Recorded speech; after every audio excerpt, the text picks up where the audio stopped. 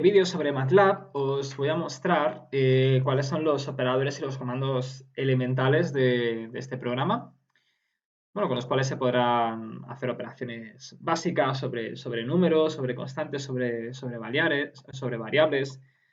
Y bueno, luego al final también os enseñaré cómo se hacen representaciones gráficas muy elementales en MATLAB. Vamos a comenzar aprendiendo a realizar las operaciones aritméticas más básicas, ¿no? Por ejemplo, si nosotros quisiéramos sumarle al número 3 el número 2,5, 2,5, entonces nosotros escribiríamos el número 3 más, y ahora el número 2,5 lo representaríamos utilizando el símbolo punto como separador entre la parte entera y la parte decimal. Y por supuesto el símbolo más como símbolo de suma y el resultado lo podemos ver aquí arriba también, 5,5, ¿vale?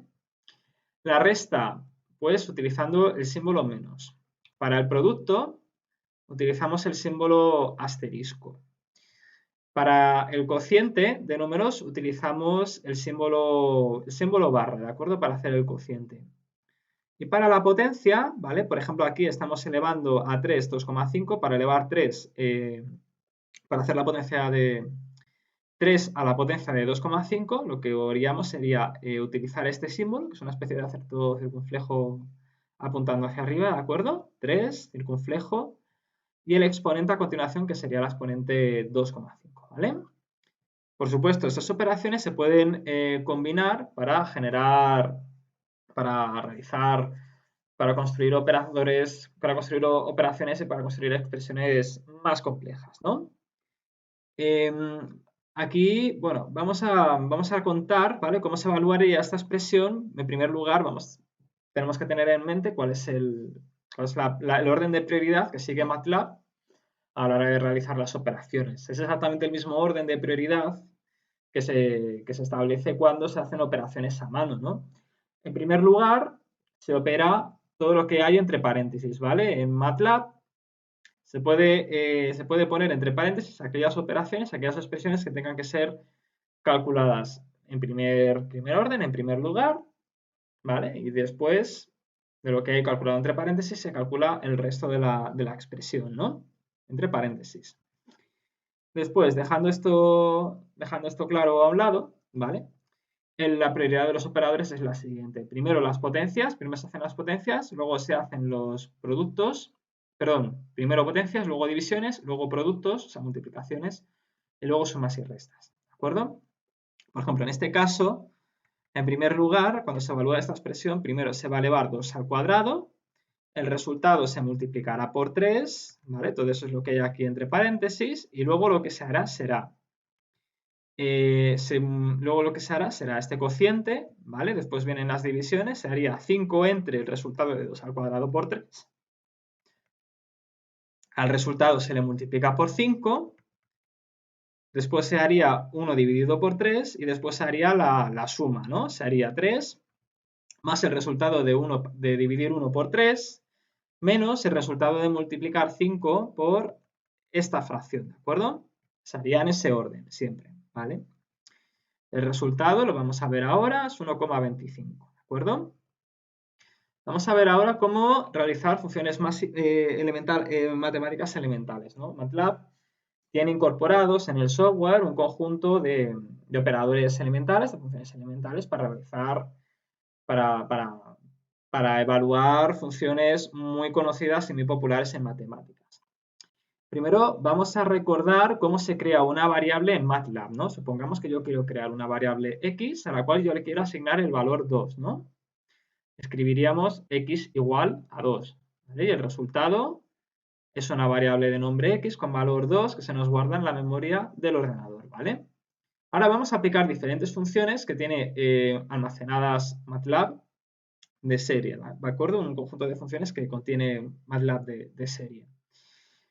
Vamos a comenzar con la función raíz cuadrada, que es la función sqrt. Sqrt de x, entre paréntesis, ¿de acuerdo? La variable o el número al cual le quiero practicar la raíz cuadrada.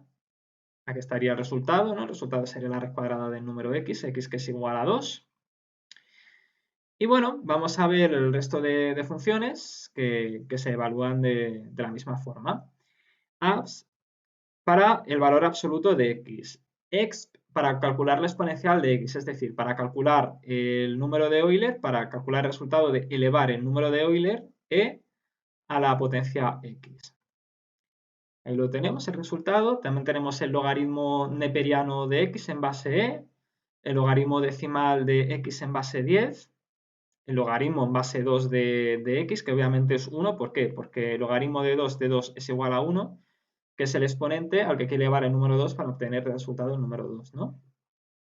Seno de x, coseno de x, estas son las trigonométricas. Tangente de x, secante, cosecante, cotangente, arcoseno, arcocoseno, arcotangente, arcosecante, perdón, arcocosecante, arcocotangente, y ahora las funciones hiperbólicas, trigonométricas hiperbólicas, que si no conocéis, las conoceréis en cálculo probablemente.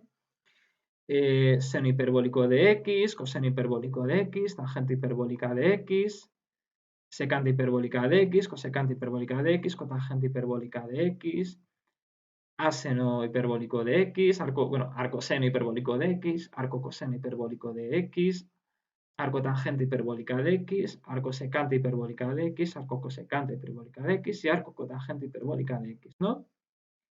Por último, ¿cómo se definirían números negativos en MATLAB? Pues igual que números positivos, pero poniendo por delante del número que queramos definir el símbolo menos, ¿no? El símbolo menos, el símbolo de negativo, ¿de acuerdo? Por ejemplo, ahora estaríamos definiendo una variable de nombre x con el valor menos 2, ¿de acuerdo?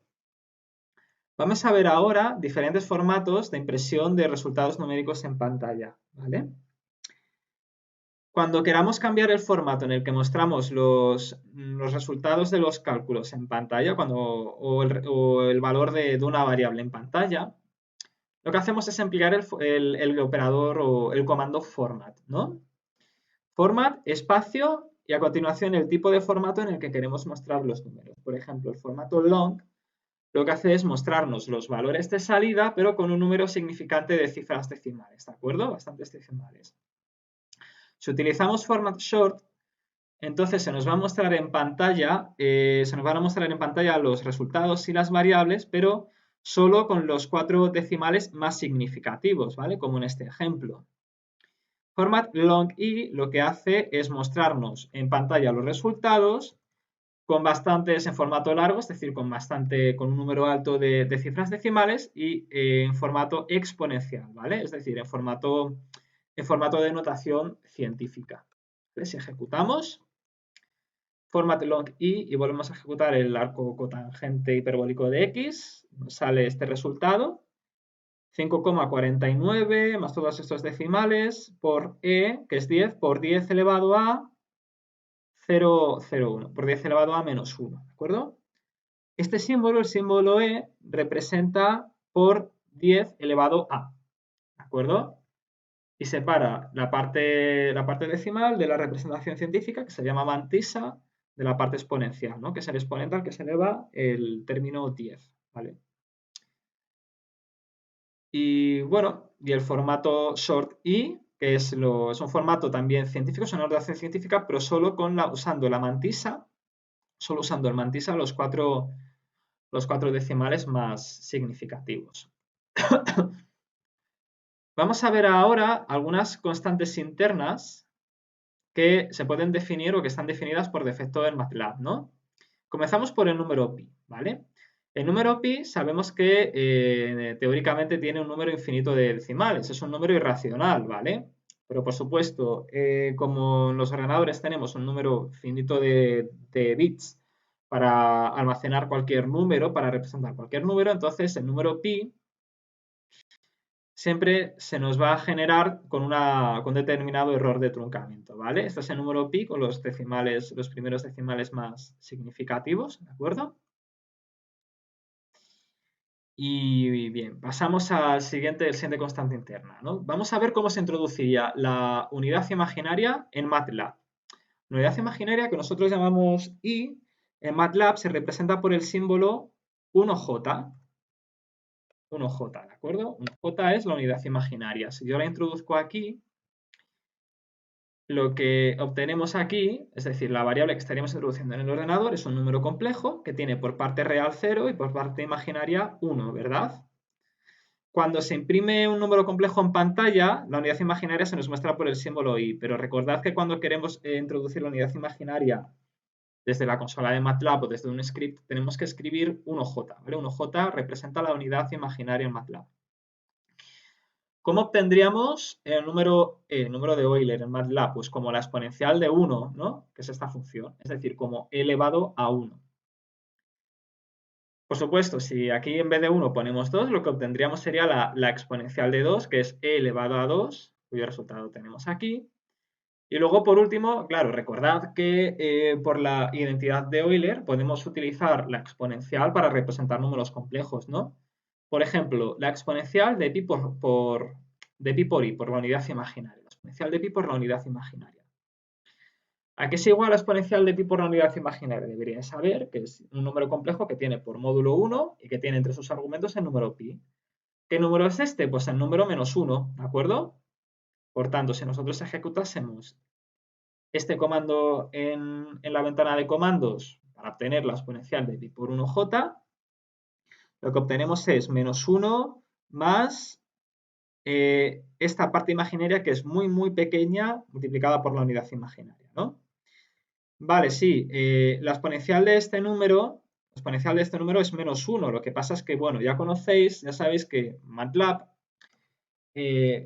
como en un ordenador no se pueden almacenar los números de manera exacta, el número pi no se almacena de forma exacta en el ordenador, pues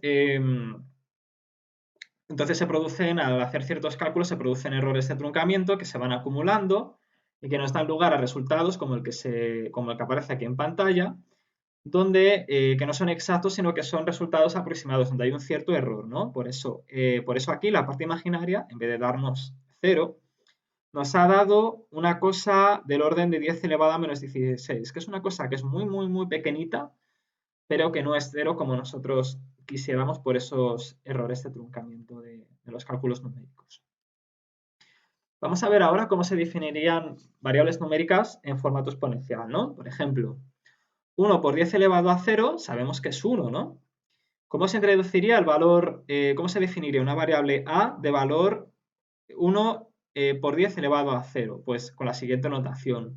1, e minúscula, y a continuación de la e minúscula el exponente por el que elevamos 10, elevamos la base 10, que en este caso es 0, ¿no? Perdón, ¿a qué es igual esto? Pues esto es igual a 1, ¿no? Ahora, 1, ¿no? 1 elevado a 0 es, 1 exponente 0, perdón, es igual a 1.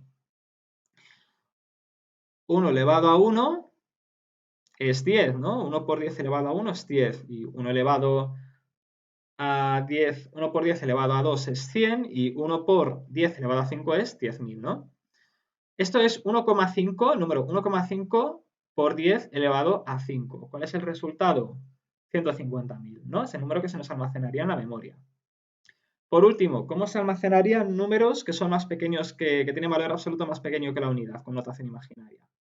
Pues nos fijamos aquí, ¿no? El número 0,001 en notación científica es equivalente al número 1 por 10 elevado a menos 3, ¿no? Por tanto, daría igual que nosotros definamos aquí la variable a como 0,001 o como 1 exponente menos 3, ¿de acuerdo? Deberíamos obtener la misma variable, ¿de acuerdo? En este caso, este número de aquí, ¿de acuerdo? Matrices. Bueno, vamos a ver ahora cómo se definirían las matrices en MATLAB y cómo se operaría con matrices en MATLAB. Vamos a comenzar definiendo primero un vector fila, ¿vale? ¿Cómo se define un vector fila? Pues un vector fila se define A igual A es el nombre, A mayúscula es el nombre que le queremos poner a esta matriz, a este vector fila. Y ahora, entre corchetes, indicamos las diferentes componentes de este vector. Como es un vector fila, las componentes forman parte todas de la misma fila. ¿Cómo se indican las componentes? Pues se indican separadas entre sí un espacio, ¿de acuerdo? componente a componente con una separación de un espacio. Y así es como introducimos un vector fila, el vector 3, 4, menos 1. Vamos a introducir ahora un vector columna con las mismas componentes, pero vector columna. ¿Cómo se define un vector columna en MATLAB? Pues separando las componentes no con un espacio, sino con un punto y coma. El punto y coma, cuando se definen matrices en MATLAB, representa el salto de línea. Es el punto a partir del cual se acaba de definir una fila y se pasa a definir una fila nueva. Vamos a definir ahora una matriz A que tiene número de filas y de columnas diferente de 1, mayor que 1, ¿vale? La matriz A que estamos definiendo la tenemos aquí, es la matriz A que hemos definido. Vamos a ver cómo hemos hecho esa definición en el comando. Una vez más, entre corchetes, ¿no? Entre corchetes indicamos todas las componentes de la matriz. Son 4 filas las que queremos definir, entonces vamos definiendo cada una de las 4 filas, una por una, ¿de acuerdo? La primera fila tiene estas 3 componentes, las componentes 1, 4, 5. Después, con punto y coma, señalamos el final de la fila y el salto de línea.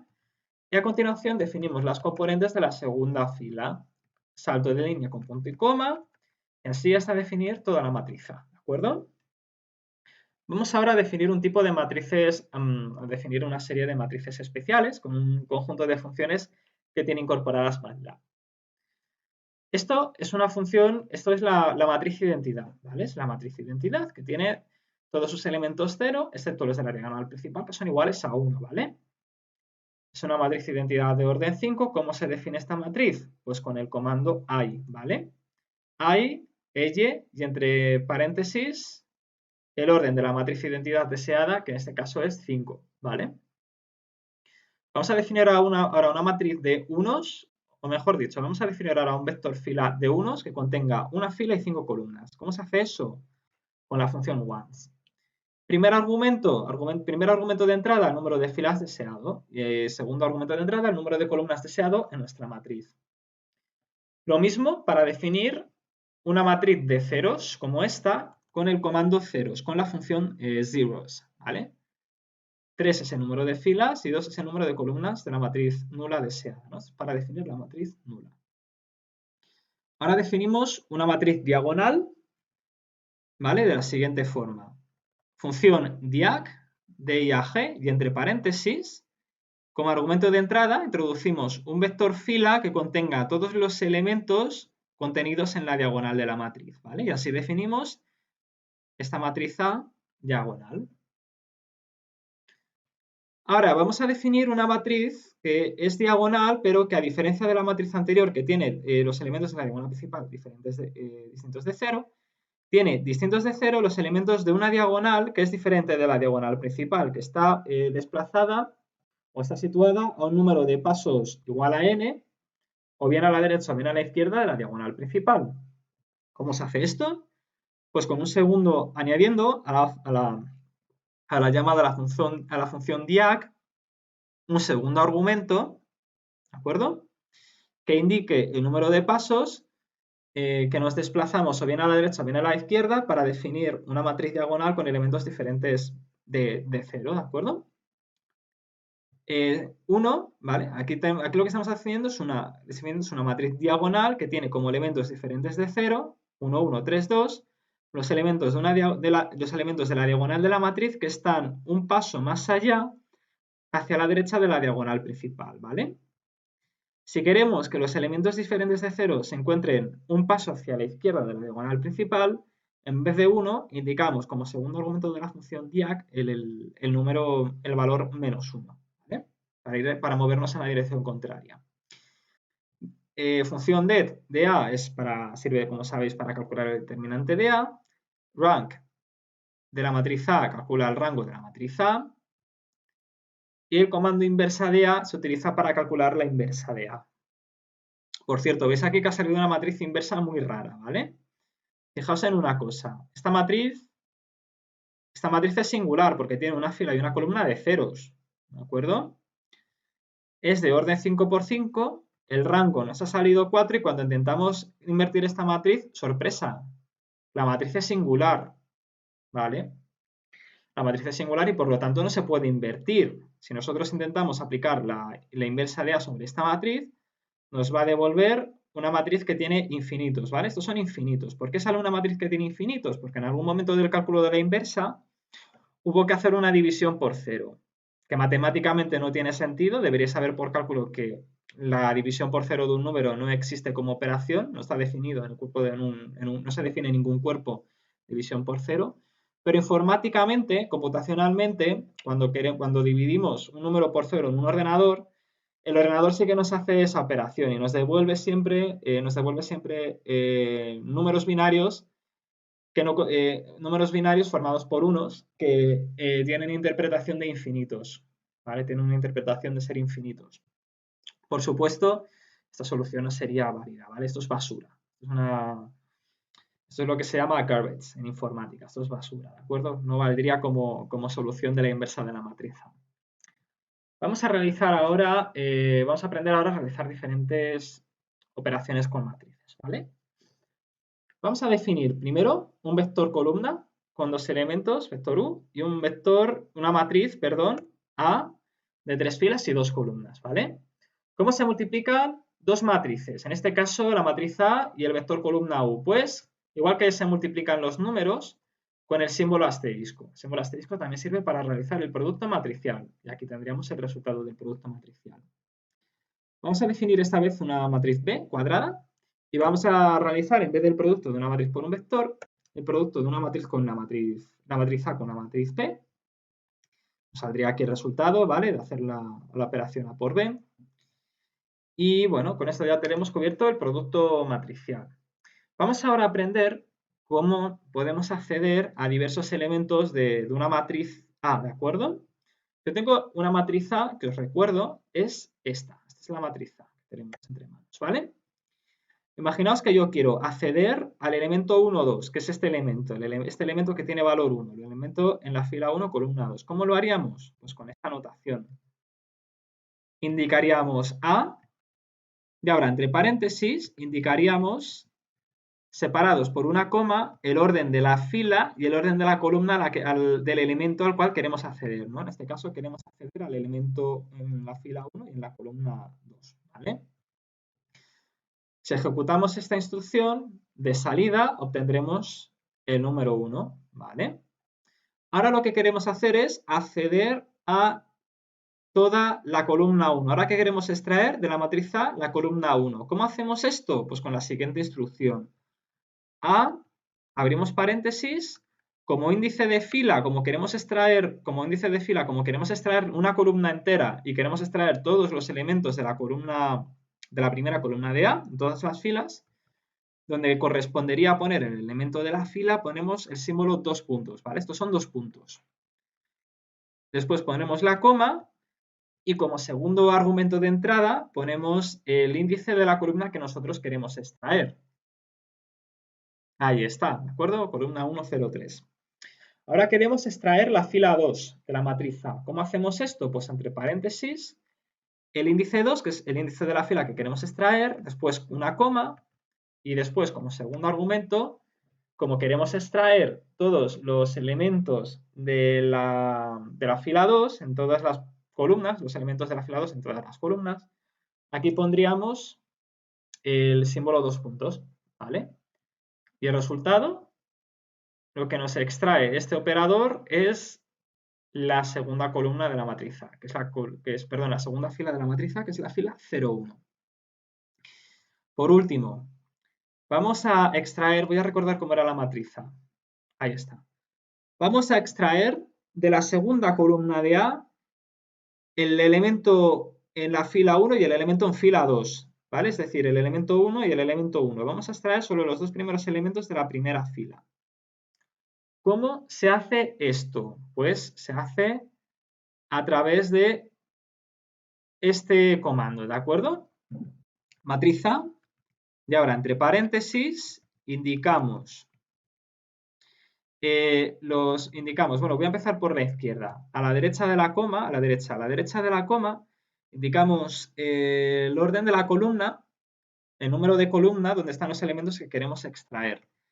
Y en la posición, a la izquierda de la coma, en la posición de los índices de las filas, aquí tenemos que indicar un vector formado por aquellas filas aquellas filas de los elementos que nosotros queremos extraer en la segunda columna, ¿no? En este caso, aquí estamos indicando que queremos extraer los elementos en la fila 1 y en la fila 2, ¿vale? Alternativamente, nosotros podemos escribir un vector columna, como este vector de aquí, en esta posición, entre paréntesis, donde indicamos los dos índices fila de los dos elementos que queremos extraer en la segunda columna, ¿de acuerdo? Entonces, si ejecutamos esto, equivalentemente, vamos a tener aquí como salida un vector columna formado por los dos primeros elementos de la segunda columna de A, ¿vale? Es decir, el vector columna 1, 1, ¿de acuerdo? Seguimos. ¿Cómo hacemos la transpuesta de la matriz A? De una matriz cualquiera A. Con un comando, lo hacemos con un operador. ¿Qué es este operador? Que es el operador comilla simple, ¿de acuerdo? Esto es una comilla simple, que es un operador que en el teclado de mi ordenador, y seguro que en los vuestros también, se encuentra a la derecha del botón 0, ¿vale? Es el mismo, en mi ordenador es el mismo botón que el utilizado para imprimir en pantalla el botón cierre de pregunta, cierre de interrogación, ¿de acuerdo?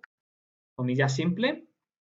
Vamos a ejecutar y el resultado es la matriz A transpuesta, ¿de acuerdo? Es el operador A transpuesta.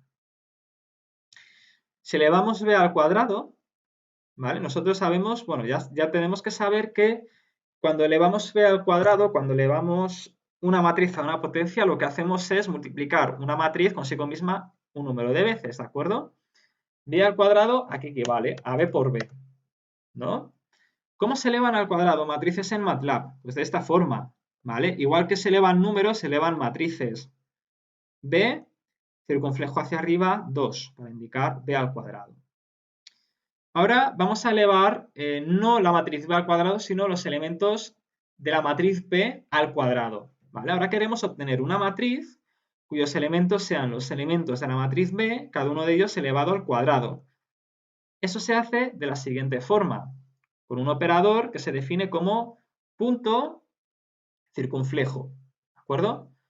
Punto circunflejo, o sea, el operador de potencia, pero con un punto en el lado izquierdo, sirve para elevar al cuadrado o elevar a una potencia cualquiera los elementos de la matriz B. Nos devuelve una matriz cuyos elementos son los cuadrados, en este caso, de los elementos de la matriz B original, ¿vale? Tenemos aquí el resultado, que es diferente del cuadrado de B, ¿vale? Se ve que es diferente. Vamos a definir ahora vectores que tienen valores secuenciales. Son unos vectores que nos van a ser muy útiles para evaluar funciones en un dominio X y para hacer representaciones gráficas, como veremos al final del vídeo.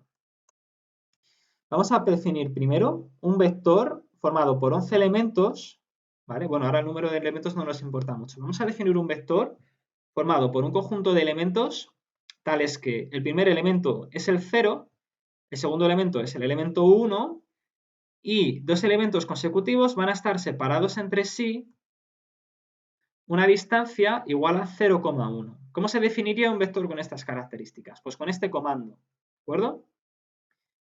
0, 2 puntos, 0,1, 2 puntos, 1. X igual a, X es el vector que nosotros queremos definir, ¿vale? Es el nombre del vector que nosotros estamos definiendo. 0 es el valor del primer elemento del vector, 1 es el valor del elemento final. Y 0,1 es la distancia que hay entre elementos consecutivos de este vector. Y el resultado es el que tenemos aquí, un vector que tiene 11 componentes. Equivalentemente, podemos crear un vector de valores secuenciales con la función linspace, ¿vale? Linspace que tenemos aquí. Esta función tiene tres argumentos de entrada principales. Primer argumento de entrada, este 0, representa el valor del primer elemento de X. 1 sería el elemento 1 sería el valor del último elemento de X. Y este 100 es el número de elementos que nosotros queremos que tenga este vector, ¿vale? ¿Qué va a ser el resultado? Pues un vector de 100 elementos, un vector fila con 100 elementos, el último de los cuales será igual a 1 y el primero de los cuales es igual a 0, ¿de acuerdo? Justo como nosotros hemos querido. Bien, vamos por buen camino. Vamos ahora a mostrar una serie de comandos de funciones que son bastante elementales en MATLAB y que pueden resultar de mucha utilidad. Dado una matriz A, nosotros podemos calcular su tamaño mediante una función llamada size. ¿Qué hace size? Pues size, para una matriz A determinada, nos devuelve un vector fila que contiene dos elementos. El primer elemento es el número de filas de la matriz y el segundo es el elemento de columnas de la matriz. ¿De acuerdo? Length de x, ¿vale? Nos devuelve la longitud de un vector. Si x es un vector, fila o columna, length nos devuelve el número de elementos que tiene, ¿vale? En este caso, length de x, que es un vector que hemos definido antes, tiene 100 elementos. La función sum nos devuelve la suma de todos los elementos del vector x, ¿vale? En este caso, nos devuelve este resultado, ¿de acuerdo? Como vector suma, todos los elementos de x. Cuando aplicamos la función sum sobre una matriz, lo que nos devuelve esta función es un vector fila formada por tantos elementos como columnas tiene la matriz A, y cada uno de estos elementos es la suma de cada uno de los elementos de cada una de las matrices de la matriz A, ¿no? En este caso, este número 4 sería la suma de los elementos de la primera columna de A y 2 sería la suma de los elementos de la segunda columna de A. Ahora, tres funciones que sirven para redondear números. Función round. Round nos hace el redondeo de un número cualquiera, ¿vale? Es decir, nos acerca el número al número entero más próximo, ¿vale? Por ejemplo, ¿cuál es el número entero más próximo al número 3.2? Pues 3, ¿verdad? Por tanto, la función round nos devolvería el número 3. Suponed que nosotros queremos siempre obtener el número más cercano, el número entero más cercano a un número determinado, pero por abajo. Es decir, lo que queremos hacer es truncar el desarrollo decimal de un número. Para hacer eso, utilizamos la función floor, ¿de acuerdo? Por ejemplo, ¿cuál es el número entero más cercano a 3.2 de entre los números enteros menores o iguales a 3.2? Pues 3, ¿verdad? Por tanto, esta función nos devolvería el número 3. Y Sale nos devolvería el entero más cercano al número 3.2, pero por encima, es decir, de entre los enteros mayores a 3.2 nos devuelve el más cercano. Nos hace un redondeo, pero al alza, no a la baja como floor, sino al alza. Redondeo al alza, por ejemplo. Si aplicamos Sale sobre 3.2, el resultado va a ser el entero más cercano a 3.2 mayor que 3.2, es decir, 4. ¿De acuerdo? Y ahora ya estamos terminando esta introducción. Lo que vamos a hacer es aprender a representar funciones de manera gráfica. Vamos a comenzar con un ejemplo muy simple. Vamos a definir un vector x formado por 5 valores entre -1 y 1 y espaciados entre sí 0,5. ¿Vale? Tenemos aquí este vector. Creamos este vector x. Ahora lo que hacemos es aplicar sobre los elementos del vector x la función x cuadrado, y el resultado es un vector de imágenes y formado por todas las imágenes de los elementos de x por la función x al cuadrado. ¿Cómo se evaluaría esta función? Pues cogiendo el vector x y elevando al cuadrado cada uno de sus elementos. ¿Cómo se eleva al cuadrado los elementos de x? Pues con el operador punto circunflejo que hemos visto antes. Representamos gráficamente esta función y vemos aquí el resultado, ¿de acuerdo? Bien. Ahora vamos a hacer la representación de la misma función, pero con más puntos en el eje x. Vamos a crear un vector x, ¿vale? Con los valores entre -1 y 1, pero con los valores separados entre sí, una distancia de 0,1 en lugar de la distancia de 0,5 de antes. Aplicamos f y representamos y respecto de x. Y vemos ahora que el resultado es la misma función que hemos visto antes, pero con una resolución mayor, ¿de acuerdo? Bien, vamos a probar ahora a representar sobre el mismo gráfico dos funciones diferentes, sobre el mismo gráfico. Vamos a representar ahora, bueno, primero vamos a crear un vector de valores x del eje del dominio del eje de abscisas, situados entre -2 y 2, con separación entre elementos de 0,1. Vale, ahora vamos a evaluar sobre estos elementos la función 2 menos x al cuadrado y las imágenes las guardamos en I1. También vamos a evaluar sobre los elementos de x la función seno de pi por x. El resultado lo guardamos en el vector I2. Ahora vamos a representar gráficamente las dos funciones sobre la misma gráfica usando la función plot. Primer argumento de la función plot, los valores de abscisas. Segundo argumento, las imágenes de los valores de abscisas por la primera función. Tercer argumento, otra vez el vector de abscisas. Y como cuarto argumento, las imágenes de x, pero esta vez por la segunda función que es I2, ¿de acuerdo? Hemos pasado de 2 argumentos a 4 argumentos porque ahora nuestro objetivo es representar dos funciones sobre la misma gráfica. Y vemos el resultado aquí, ¿vale? Tenemos la primera función en azul y la segunda función en rojo, ¿vale? Ahora vamos a ejecutar el comando grid, que lo que hace es pintar una parrilla de líneas que nos permite visualizar con más facilidad a qué pareja de puntos, o sea, cuáles son las coordenadas de un punto determinado de esta representación gráfica, ¿vale? Lo vemos aquí en gris. Bueno, vamos a seguir avanzando hacia abajo. Vamos ahora a representar tres funciones sobre un mismo gráfico, ¿no? Primero vamos a definir un vector de puntos de abscisas entre -2 y 2 separados una distancia 0,1. La primera función que vamos a evaluar es f de x igual a x. La segunda función que vamos a evaluar es menos x. Y la tercera función es la siguiente función, x por seno de pi por x. ¿De acuerdo? Cuidado, x por seno, nosotros lo que queremos hacer aquí es multiplicar los resultados del seno de pi por x, ¿vale? Esto va a ser igual a un vector formado cuyas componentes son los senos de pi por cada una de las componentes del vector x. Esto nos va a ser igual a un vector, voy a mostrar aquí, esto es igual a un vector, y ahora lo que queremos hacer es, en esta función, multiplicar los elementos de x por los elementos de esta función, ¿de acuerdo? Seno de pi por x.